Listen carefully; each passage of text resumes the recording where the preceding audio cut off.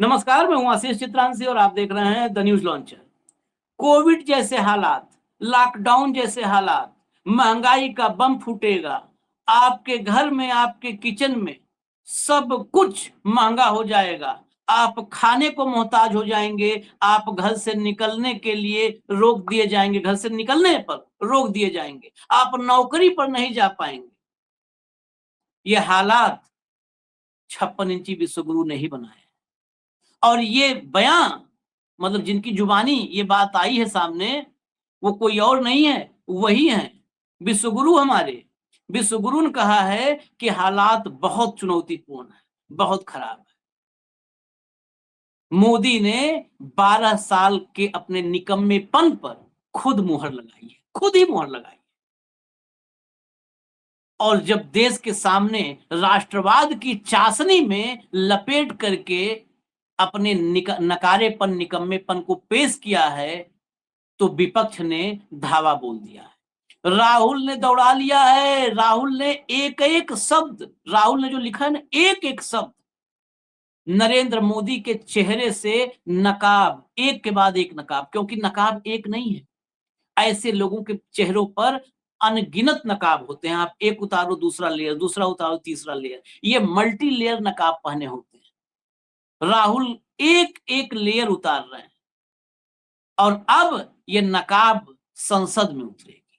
क्या हिम्मत है नरेंद्र मोदी में ये कि वो संसद का सत्र बुला करके देश को बताएं कि देश को कहां उन्होंने खड़ा कर दिया। और उन बेशर्म भाजपाइयों को या सत्ता का मलाई चाटने वालों को भी ये देश सुनना चाहता है। अब तो मैं कहूंगा सुनना चाहता है।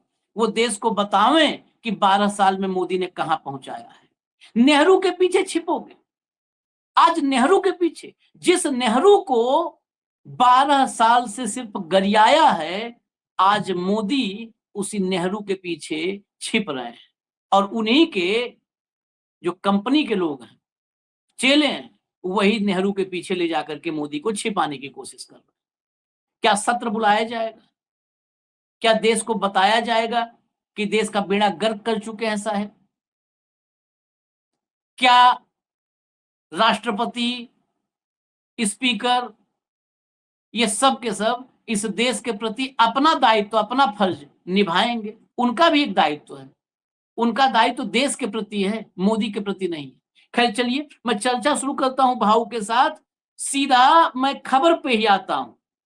लाइए जरा, पीएम मोदी की 7 अपीलें उपदेश नहीं, नाकामी।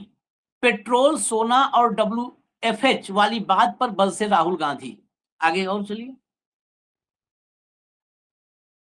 सोना मत खरीदो वाली पीएम मोदी की अपील पर भड़के राहुल, बोले देश चलाना इनके बस की बात नहीं है। आगे चलिए।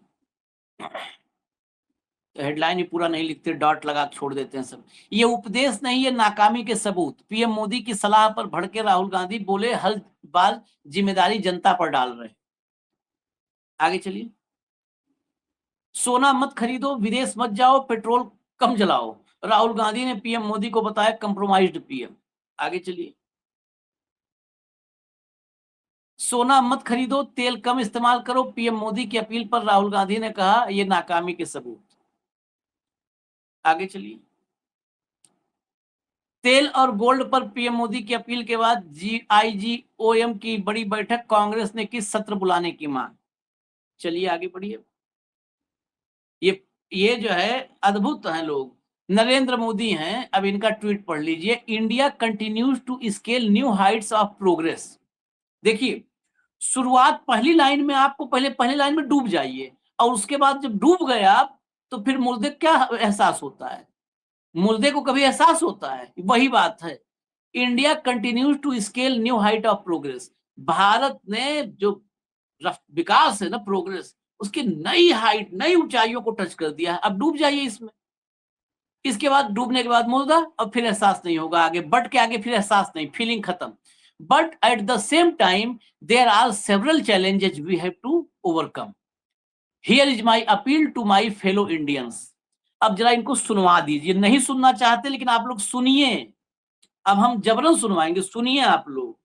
जिस आदमी को इतनी बड़ी विजय मिल रही है पूरे देश में, ज्ञानी से ही दिलवा रहा, और आप लोग घर में बैठ करके जो है वो कर रहे हैं, तो सुनना पड़ेगा। सुनिए। साथियों, आज भारत तेजी से विकसित होने के लक्ष्य की तरफ आगे बढ़ रहा है। बहुत हाँ। लेकिन इस समय भारत कई विराट चुनौतियों का मुकाबला भी कर रहा है। साथियों, कोरोना काल के दौरान ही दुनिया सप्लाई चेन के बहुत बड़े संकट से गिर गई थी। कोविड के बाद यूक्रेन में युद्ध शुरू हो गया, उसने दुनिया की परेशानियां और बढ़ा दी। फूड, फ्यूल, फर्टिलाइजर, इन तीनों चीजों पर गंभीर प्रभाव पड़ा। बीते 5-6 वर्षों में इस संकट से निपटने के लिए हमारी सरकार निरंतर प्रयास कर रही है। आपको याद होगा, उस समय और आज भी फर्टिलाइजर की एक एक बोरी दुनिया में 3-3 हजार रुपये में बिक रही थी। चलिए हटा दीजिए, बस एक इतने बोरी सुनवाना का 3,000। इतना सुनवाना था कि मतलब जो झूठ और साहेब, इनका रिश्ता अटूट है। ये मगरमच्छ जो कह रहे हैं तालाब में पकड़े थे, वो मगरमच्छ भी झूठ का था। वो झूठ का मगरमच्छ उसी समय से समाहित हो गया, तब से झूठ चल रहा है। आगे चलिए जरा, और आगे फिर चलते। कार्यक्रम लंबा हो रहा है भैया, क्षमा कीजिए, होगा। अब ये सब नहीं दिखाएंगे तो इसके बाद आप घर में ही बैठना है, तो यही सब देखना पड़ेगा। नेशन फर्स्ट ड्यूटी एवं कंफर्ट, ये भारत सरकार की तरफ से ट्वीट किया गया है। देखिए, भारत सरकार के भी तरफ से ट्वीट में आजकल इंफॉर्मेशन से पहले लफाजी होती है। नेशन फर्स्ट ड्यूटी एवं कंफर्ट, मतलब आराम के पहले नेशन फर्स्ट की ड्यूटी में अब आप लोग आ जाइए।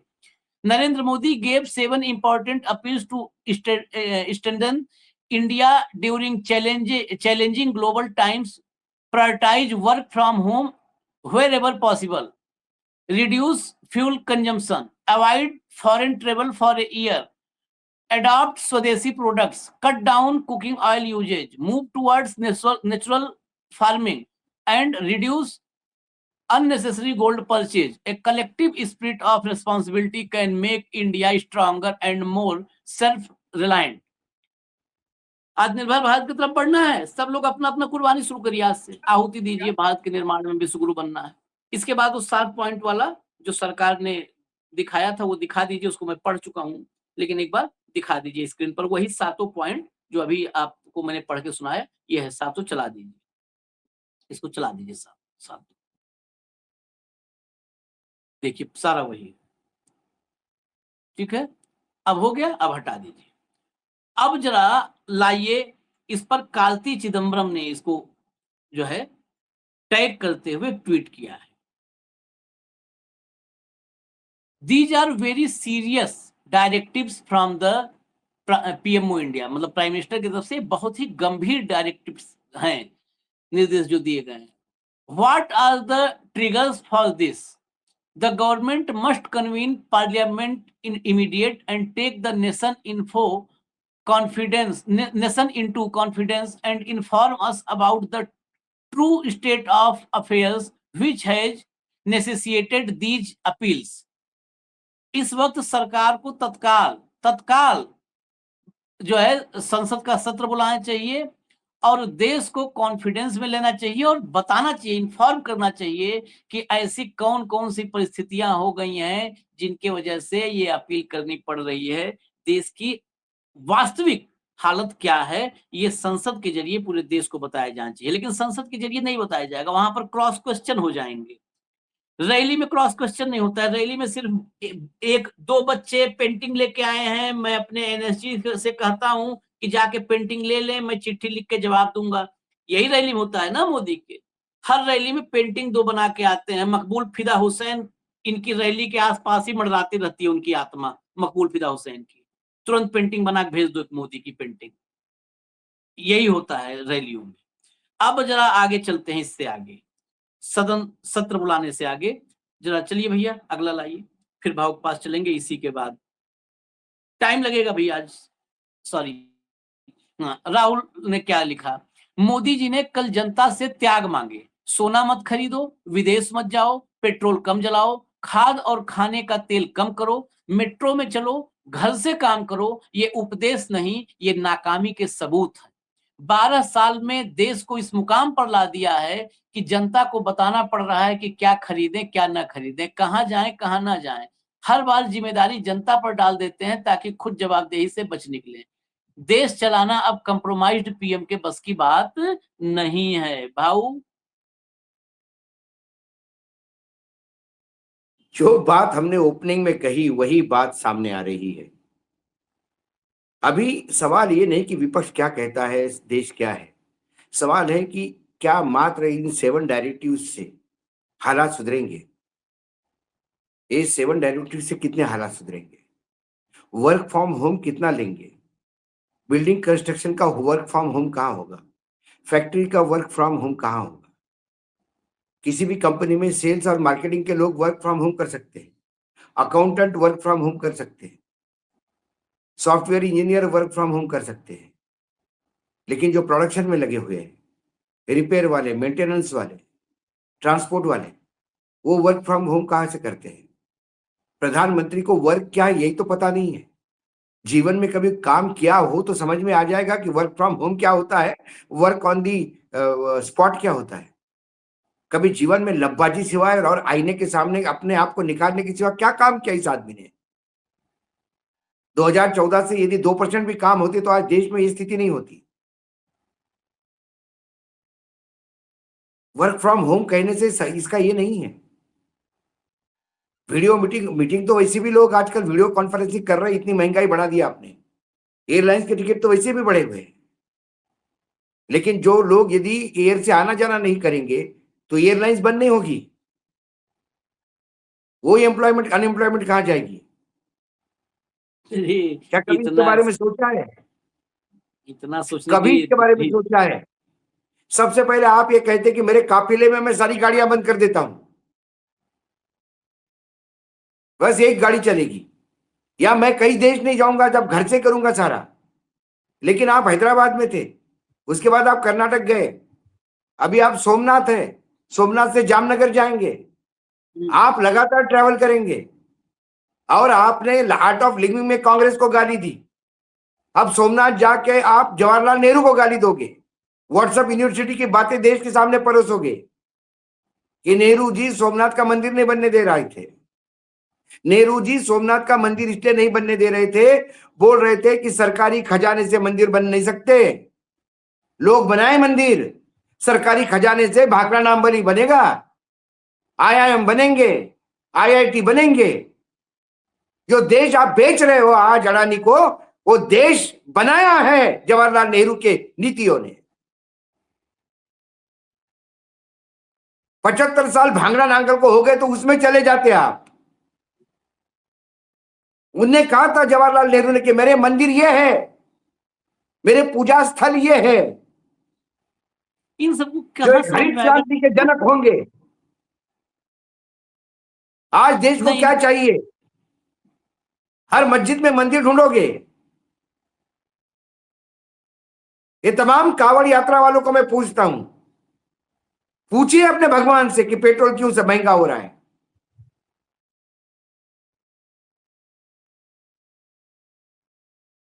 इनका भगवान तो वही है, मतलब घूम रहा है, इनका भगवान वही है। एक अपना उदाहरण खुद देता है, जिसको फाइटिंग फ्रॉम द फ्रंट कहते हैं। लोग खुद कहते हैं कि मैं एक पैसा नहीं लूंगा। ममता बनर्जी मुख्यमंत्री थी, एक पैसा नहीं लिया सरकार, तनख्वाह का ना कोई। अपने पुराने घर में रही, अपने लिए बड़े बड़े महल नहीं बनवाए। केजरीवाल का शीश महल, झूठे फोटो यूरोप के दिखा के शीश महल करके बदनाम करते हो। प्रधानमंत्री कभी अपने आवास खोल के दिखाए लोगों को कि प्रधानमंत्री आवास पे कितना खर्चा होता है, प्रधानमंत्री की सिक्योरिटी पे कितनी गाड़ियां चलती है। जब देश आपसे प्यार करता है क्या जरूरत है सिक्योरिटी की? हम तो कह रहे हैं एनएसजी को वर्क फ्रॉम होम दे दो ना, एनएसजी को कह दो वर्क फ्रॉम होम, एनएसजी खुद को के वर्क लिए तो फ्रॉम होम करना करवा चाहिए। लो।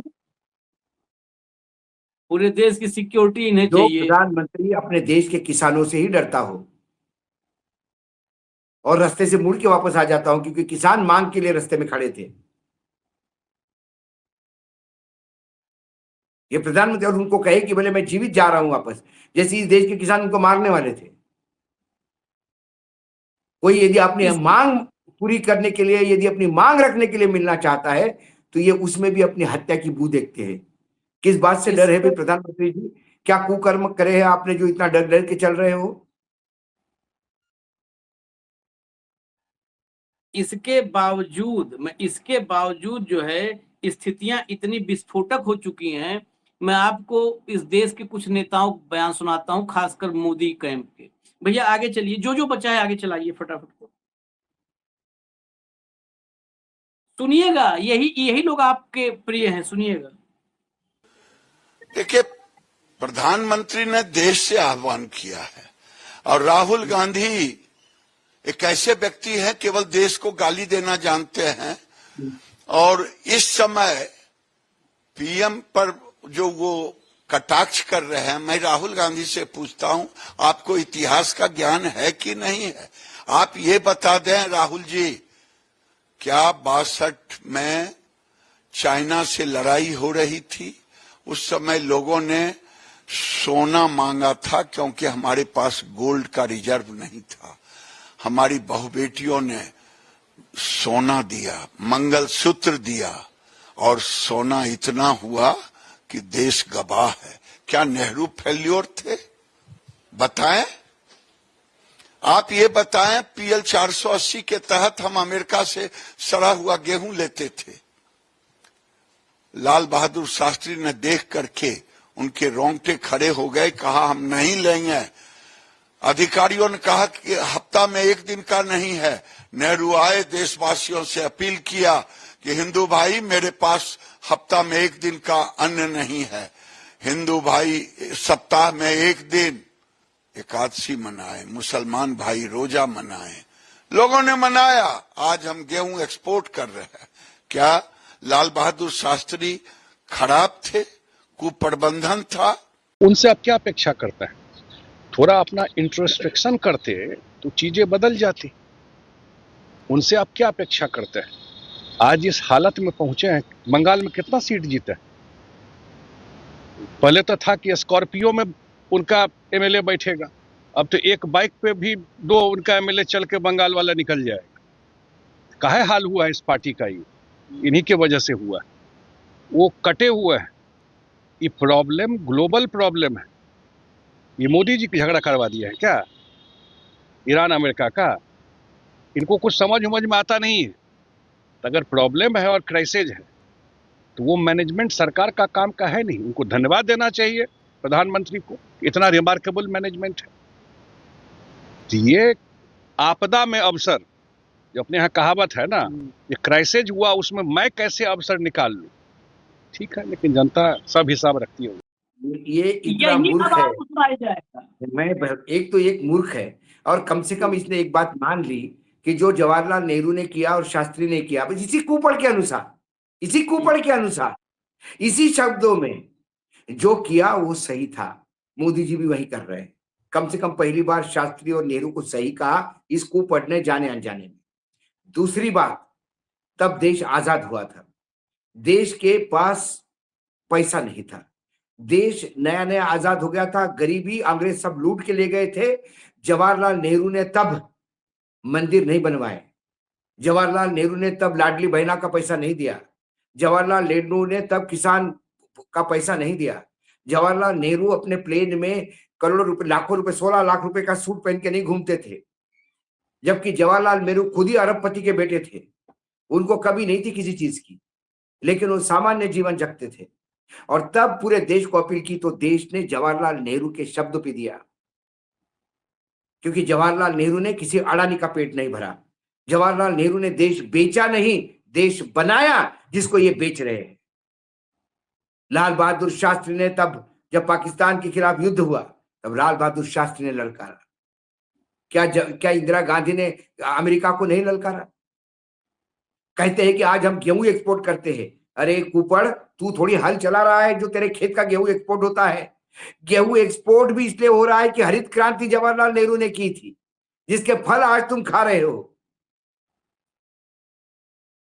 लेकिन जवाहरलाल नेहरू ने कभी देश को धोखे में नहीं रखा। जवाहरलाल नेहरू ने और शास्त्री ने कहा कि देश संकट में है। उन्होंने ये नहीं कहा कि देश बहुत विकास कर रहा है लेकिन संकट में है। उन्होंने विकास का नाम भी नहीं लिया। उन्होंने यथार्थ जो है जनता के सामने रखा, इसलिए वो जननायक कहलाए, इसलिए जनता विश्वास पे देती थी। आज ये फ्रॉड जो बैठे ऊपर, एक अभी भी इनके भाषण में कहे कि देश तरक्की कर रहा है लेकिन संकट है। अरे तरक्की कर रहा है तो इतनी तरक्की करवा रहे हो तो इस संकट को भी झेल लो खुद। काहे को देश को खींच रहे हो संकट में? क्यों चाहिए जनता का समाधान? क्यों चाहिए जनता की मदद? अब अमेरिका से जब ट्रेड एग्रीमेंट किया था तब तुमने पूछा था जनता से? तब मेरे किसान भाइयों को पूछा था, कपास वालों को, कि मैं फ्री में कपास आने दूंगा अमेरिका का? तब आपने पूछा था मैं तेल आने दूंगा, खली आने दूंगा सोयाबीन की? पूछा था तब आपने किसानों को? आज कहते हो कि साथ दो। तब किसान हाथ पैर जोड़ रहे थे कि मत करो, तब आपने किसान को मृत्यु के खाई में झोंक दिया। ये कुपड़ क्या जाने, इसको तो सिर्फ सत्ता का मक्खन चाटना है। माइक सामने आ जाता है यूनिवर्सिटी। आज हम तो चैलेंज करते हैं, इतनी औकात है ना तो आइए न्यूज लॉन्चर के और यथार्थ के तुम्हारे ही आंकड़ों पे बात होंगी, भारत सरकार के वर्तमान आंकड़ों पे बात करेंगे। क्या आइए तुम्हारी सर? औकात होगी तो न्यूज लॉन्चर पे। मैं या चित्रांश किसी से भी बात कर ले, हम दोनों में से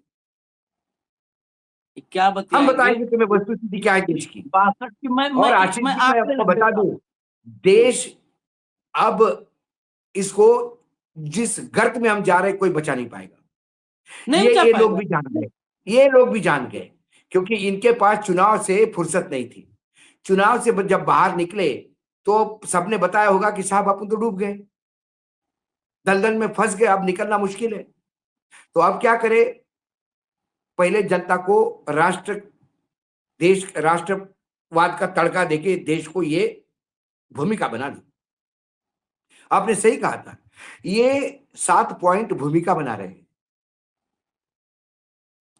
हमने तो पहले ही कहा था वर्क फ्रॉम होना चाहिए। हमने तो पहले ही कहा था कि बुरे दिन आ गए, आने वाले हैं। देखिए अब ये यूक्रेन के युद्ध से शुरू हुआ। यूक्रेन और रशिया के युद्ध में भारत ने कमाया।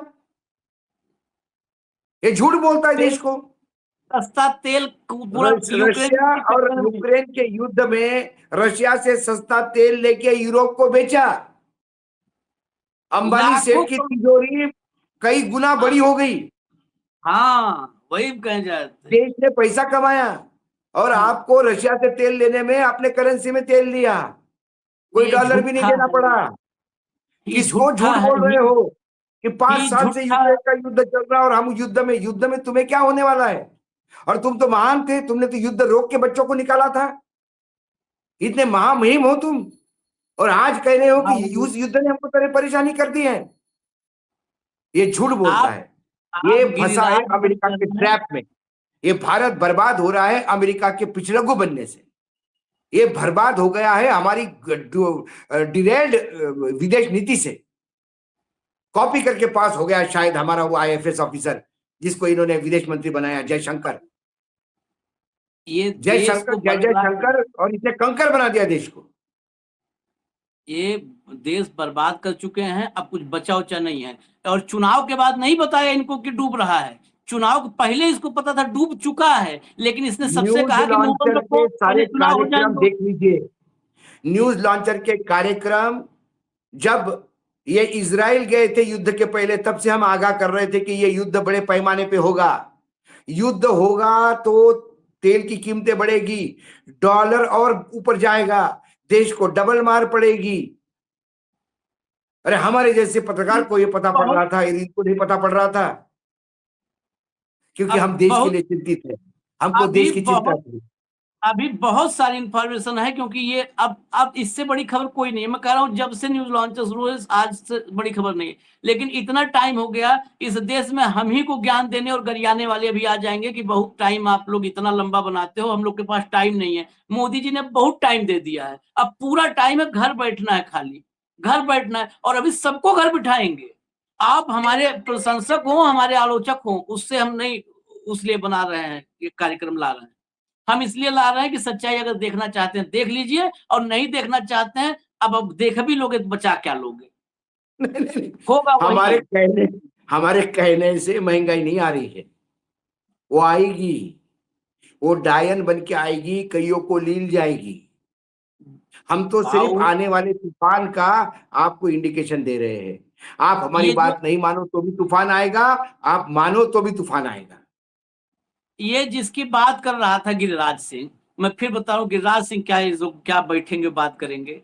62 में जब नेहरू ने सोना मांगा था, मैं तो आंकड़े के साथ बात करता हूँ, पूरे देश से 257 किलो सोना मिला था। तब भारत के पास गोल्ड रिजर्व ही नहीं था। जो गोल्ड रिजर्व होता है ना, जो सरकार के पास गोल्ड रिजर्व होता है, वो देश की ताकत के रूप में माना जाता है। तब गोल्ड रिजर्व नहीं था। 47 में आजाद हुआ था भारत, 50 तक तो संविधान वगैरह हुआ, फिर लोकतांत्रिक प्रक्रिया शुरू हुई, 10 साल के अंदर युद्ध आ गया, तो 257 किलो सोना पूरे देश से आया था। आज पता है भारत का गोल्ड रिजर्व कितना है? 881 मीट्रिक टन गोल्ड रिजर्व है। 881 मीट्रिक टन गोल्ड रिजर्व है। जिस समय ये गेहूं की बात कर रहा, सड़ा गेहूं मंगाते थे, वो आजाद भारत में भारत के पास पेट भरने का इंतजाम नहीं था, हरित क्रांति नहीं हुई थी। उसके बाद हरित क्रांति नरेंद्र मोदी ने नहीं की थी, वडनगर में हरित क्रांति नहीं हुई थी। हरित क्रांति इस देश में वही नेहरू की नीतियों से हरित क्रांति हुई, और ये देश निर्यात करने लगा जो सड़ा गेहूं लेता था। उसमें तुम्हारा क्या योगदान है? मोदी के पीछे छिप रहे हो, तुम्हारा क्या योगदान है? नकारो, तुम वहीं पहुंचाओगे। भारत के लोग सड़ा गेहूं पे ही आएंगे, फिर देखना तुम वहीं पहुंचाओगे कि सड़ा गेहूं के भरोसे रहे। तुम वहीं पहुंचाओगे जब कान का झुमका और नाक की नथुनी लोग निकाल के दे, वहीं पहुंचाओगे। यही मकसद है तुम्हारा, बस और कुछ नहीं। अब मैं इसके बाद, आपने सुन लिया ना गिरिराज सिंह और इन सब का ज्ञान सुन लिया आपने, संजय झा, गिरिराज सिंह।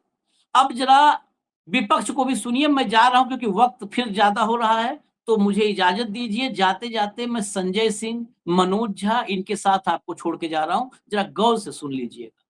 निवेदन है आपसे, सुन लीजिएगा। नमस्कार। नहीं, 2.5 महीने पहले कोई और प्रधानमंत्री था क्या?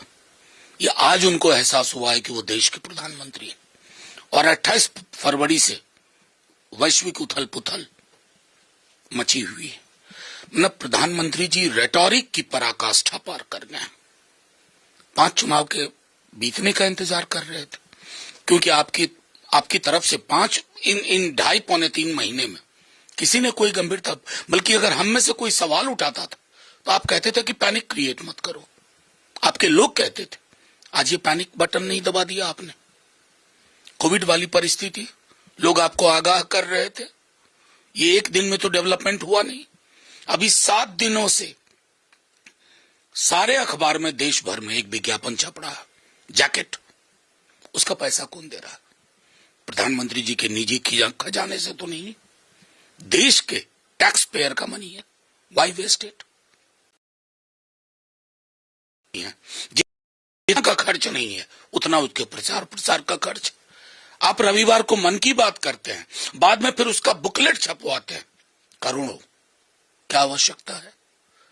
राज्यसभा में डायरी नहीं प्रिंट हो रही है कोविड से, कॉस्ट कटिंग हो रही है। सरकार पे लागू नहीं है कॉस्ट कटिंग, पर उपदेश कुशल बहुतेरे, दूसरों को उपदेश दीजिए। मैं समझता हूं इस तरह की विसंगतियों के साथ अगर कोई व्यक्ति या सत्ता कंफर्टेबल है तो ईश्वर मालिक। नमस्कार, जय हिंद साथियों। कल भारत के प्रधानमंत्री नरेंद्र मोदी जी ने ये कहा कि 2 महीने से भारत की सरकार यानी कि मोदी जी आपका बोझ उठा रहे थे।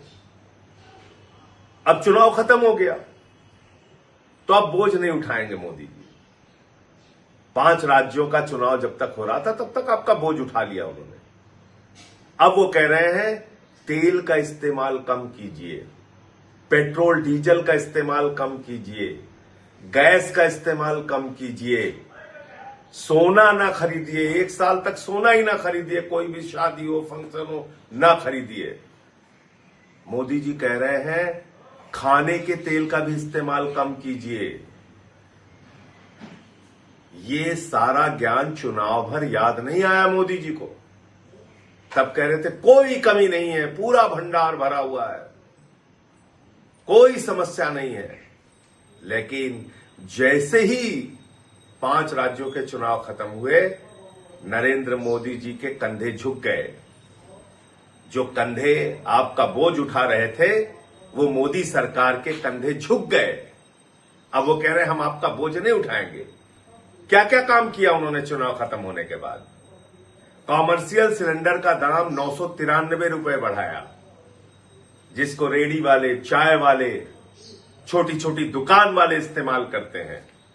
उस गैस का दाम, सिलेंडर का दाम 993 रुपए बढ़ा दिया और 261 रुपए छोटे सिलेंडर का दाम बढ़ा दिया।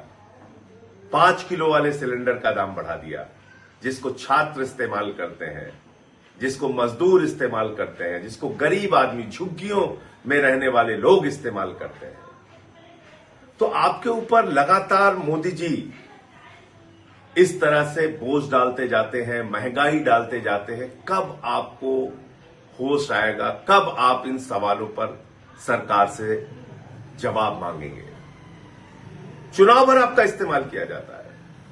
कभी 10,000 रुपए डाल दिया जाता है आपके खाते में, उसके बाद पटना की सड़कों पर नौजवानों को डंडों से पीटा जाता है। कभी चुनावों में आपको कहा जाता है न तेल की कमी है, न गैस की कमी है, और चुनाव खत्म होते ही गैस के दाम बढ़ा दिए जाते हैं। आपको सलाह दी जा रही है तेल का इस्तेमाल कम करो, और ये सब कुछ देशभक्ति से जोड़ दिया जाता है। आप महंगाई में रहिए, देशभक्ति है। आप सोना न खरीदिए, देशभक्ति है। आप विदेशों की यात्रा न कीजिए, देशभक्ति है। सब कुछ देशभक्ति है। लेकिन मोदी जी बड़ी बड़ी रैलियां करेंगे, बड़ी बड़ी सभाएं करेंगे, लाखों लोगों को बसों में भर भर के लाया जाएगा, वहां तेल का भरपूर इस्तेमाल होगा, उसमें कहीं कोई दिक्कत नहीं होगी। विदेशों की यात्रा करेंगे, रोड शो करेंगे प्रधानमंत्री जी। आज ही से उनका रोड शो शुरू हो गया है। उसमें तेल की कोई कमी नहीं होगी, उसमें तेल की बचत नहीं करनी है उनको।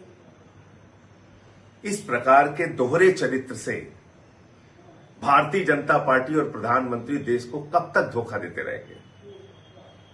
और आपके ऊपर हर प्रकार का कष्ट, तकलीफ, महंगाई, बेरोजगारी थोपते हुए उसको देशभक्ति से जोड़ते रहेंगे। कब तक ये चलेगा? और कब तक आप खामोशी से ये सब कुछ बर्दाश्त करते रहेंगे? इसको आप खुद सोचिए। कितना दोहरा चरित्र है। खुद मोदी जी के ऐशो आराम में कोई कमी नहीं है। अब विदेशों की यात्रा भी करने जा रहे हैं, अब यूएई की यात्रा करने जा रहे हैं, तो वो विदेशों की यात्रा भी करेंगे। उनके लोग सोने का भी इस्तेमाल करेंगे, आडंबर का जीवन पूरी तरीके से बिताएंगे। उनकी रैलियों में लाखों लोगों को बसों में भर भर के इकट्ठा किया जाएगा, उसमें तेल की बचत की जरूरत नहीं है। लेकिन आपसे कहा जा रहा है देशभक्ति के नाम पर मिट जाओ और चुनाव में लाइन में लग के वोट देते रहना। तो आप, इस देश की जनता नरेंद्र मोदी के लिए सिर्फ और सिर्फ वोट की मशीन रह गई है। इसके अलावा हमारा आपका कोई इस्तेमाल नहीं है, सिर्फ चुनावी उपयोग है। उसके बाद आपको छोड़ दिया जाता है आपके हाल पे। जय हिंद।